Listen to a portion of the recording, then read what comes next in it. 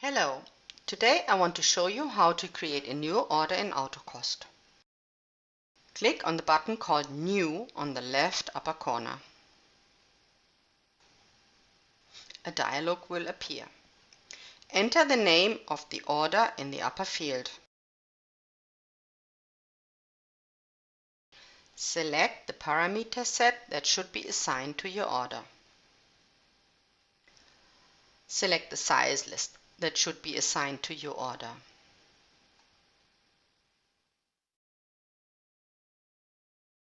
Finish by clicking on the button Create in the right lower corner.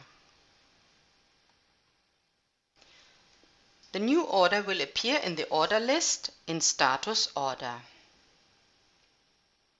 The parameters for this order will appear in the lower left corner where they can be edited.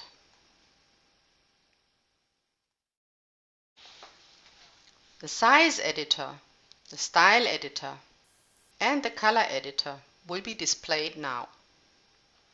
These three editors you will need to enter the information for the order matrix.